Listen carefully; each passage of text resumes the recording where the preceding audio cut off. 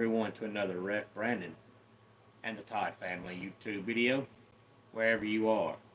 Whatever you may be doing, thank you so much for making Ref Brandon and the Todd Family part of your day. We always greatly appreciate it.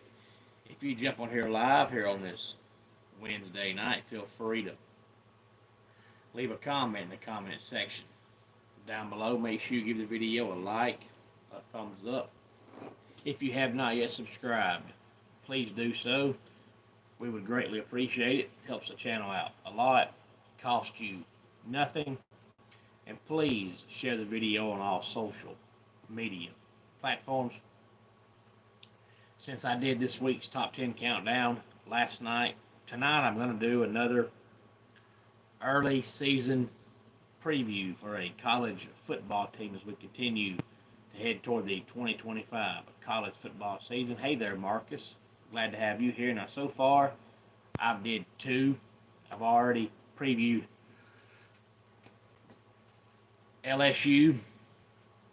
Hey there, Keveron. Glad to have you here, and I've already previewed Tennessee. Now, my intention is to do something this year I've never done since I started the channel, and that is to get a piece of paper out before I get too far in the process and I start forgetting, and write down my predictions. Hey there, Jacob. My day was fantastic, like every day is. Every day above dirt is a good day. And write down my predictions for every team to see after the season, how close I was to being accurate. And like I said, so far I did LSU and Tennessee, and I normally do about 25 or so teams every year. I usually start in April and do one or two predictions per week up until the season starts. But so far, I've never written down not one prediction. This year, I'm going to try to write them down just to see how close I am when the season's over with. But it's not going to matter so much to me anyway, who you beat, who you lose to, as long as, hey there, Austin, glad to have you here, as long as the overall record is the same. If I predict you winning one game and losing another, and, you won the one I said you lost, and lost the one I said you win, it doesn't matter. The record was still the same. So if I say a team goes 9-3, but I had all three losses wrong, it doesn't matter. They were still 9-3. So let's talk about Florida State. I thought about Florida State. Hey there, Javier. Glad to have you here.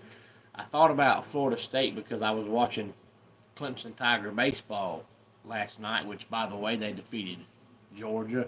It's always a good day to beat Georgia in whatever the sport is. But I was watching Clemson baseball against Georgia. I'm fantastic, Austin. How are you doing? And they were showing Clemson's upcoming schedule because there's only about 10 games left in the regular season, and they play Florida State next weekend. And I thought, you know what?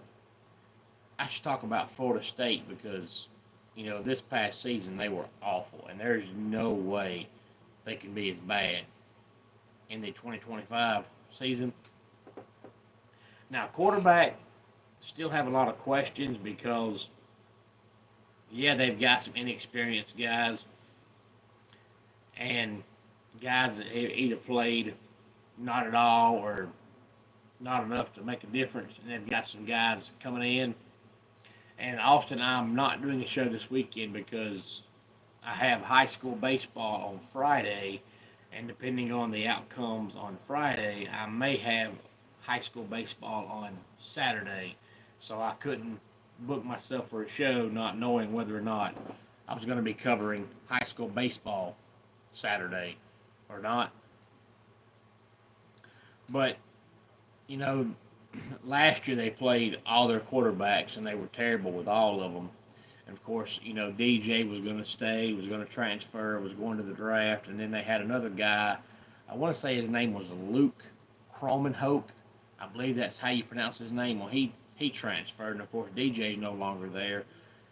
So as of right now, it's looking like Brock Glenn is going to be their quarterback, which, by the way, he needs to transfer because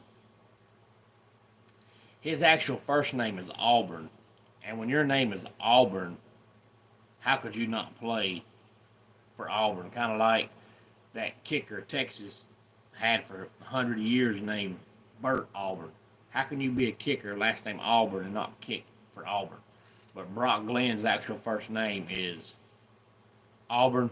And Austin, I make my schedule. That's the joy of being an independent wrestling referee. But as of right now, it's looking like Brock Glenn's going to be their quarterback. But I have a feeling if he is their starting quarterback, he won't be for long. But let's go ahead and look at my prediction for the 2025 Florida State football team. They open up August 30th against Alabama. Of course, since they're in the ACC, they have 8 conference games and 4 non-conference games. September the 6th, they play a school that I'll be honest with you, in all my whole-born days, I've never heard of. East Texas A&M. And then they have their first bye week in week 3. And yes, Austin, I did watch it. And then September the 20th, they play Kent State. And then on a Friday night, on the 26th of September, they play Virginia. Then they open up the month of October the 4th, against one of their arch rivals, Miami. October the 11th, they play Pittsburgh. October the 18th, they play Stanford. And then they have their second bye week, the last weekend in October. And then they wrap up the season with their 5 games in November. On the 1st, they play Wake Forest. On the 8th, they play Clemson. On the 15th of November, they play Virginia Tech. And then another Friday night game on the 21st of November, they play NC State. And then, of course, they wrap it up the final Saturday of the regular season. They play the Florida Gators. And Jacob, I'm glad you are a Clemson fan. I tell everyone, you're either a Clemson fan or you're wrong. So unless you want to be wrong all your life, you be a Clemson fan. So Florida State, 2 bye weeks this year. This is the second year in a row where most teams are getting 2 bye weeks. So maybe they're trying to work that into the schedule every year now, since there's playoffs. That way you get an extra week to rest during the season, which will matter especially in the next year or two when they expand the playoffs again, because they're watering down college football. So why wouldn't they do that? And he is not the GOAT, not even close. I mean, you have to be crazy to say that, but now what he's done for WWE, off screen with Make-A-Wish Foundation is great. But as far as his in-ring abilities, I wouldn't say John Cena's in the top 40.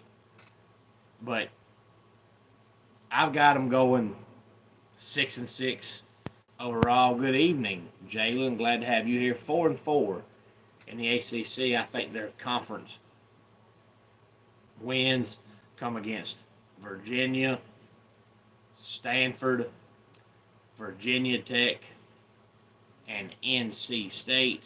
And I think non-conference, they beat East Texas A&M and Kent State. So 6-6 still overall for Florida State is not very good, but as bad as they were last year, I think they'll take 6-6. Now the running backs, they've got a slew of them. They have Roydell Williams, Keziah Holmes, Jalen Lucas, Samuel Singleton Jr., and Cam Davis. And that's good because they still really don't have a really good number 1 wide receiver. And if their quarterback does end up being Brock Glenn, they don't really have a dependable quarterback to throw the ball. But I've got a feeling they're going to work something out in the quarterback room before the season starts. If not, Brock Glenn will be their starter probably until they play Miami, and then it'll change. Also, I have not watched Evolve since they brought it back because I just don't have the time.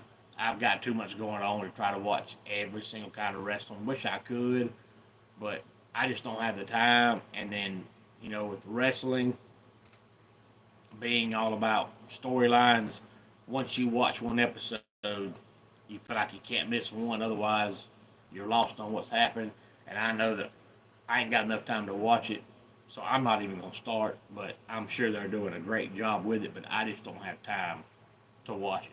There's just too much wrestling going on, and I don't have the time. Thank you, Jacob. I appreciate that. But, Pittsburgh is not very good, and Wake Forest is not very good. I've got them down losing those games, but, if they can work something out in their offense and score a little bit, I could easily see them winning one of those two, if not both of those games. Remember, last year it was like November, I believe, before Florida State scored more than 17 points in a game. And this day and time in college football, when you score 17 points, you're not winning. So if they can score 24 points a game, I can see them beating Pittsburgh and Wake Forest. So I'll say I've got them going 6-6, but 7-5 is doable. 8-4 is the absolute ceiling, but I think 6-6 is more like it. But Alabama's just better than they are. Miami's better than they are. Clemson's better than they are. And Florida is better than they are. Those 4 games, they're just not winning.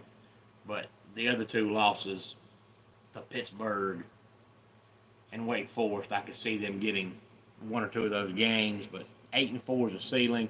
But I think 6-6 is the most likely scenario.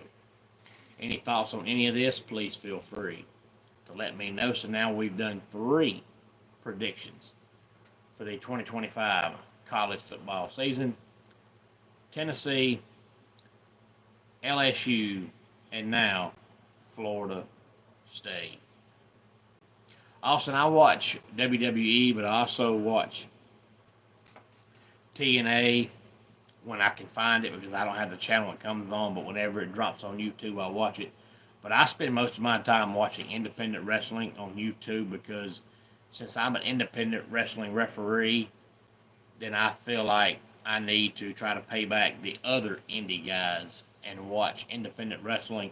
So I watch more independent wrestling than I do, the big time, big name wrestling companies. If I'm watching a big time wrestling company, it's usually WWE. That's the one that I know the most about. That's the one that I've followed the longest, and that's the one that the storylines make the most sense. Nothing AEW does make sense, so it's hard to watch.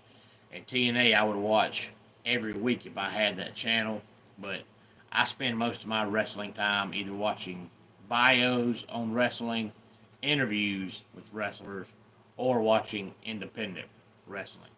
Let's go ahead and get our dad joke of the day in here. What did Spartacus say when the lion ate his wife? Nothing. He was gladiator. And that does it for today's Ref Brandon and the Todd Family YouTube video. Until next time, it's Ref Brandon saying, just like in pro wrestling, life can be over by the count of 3. Tell your friends and family how much you love them. Bye.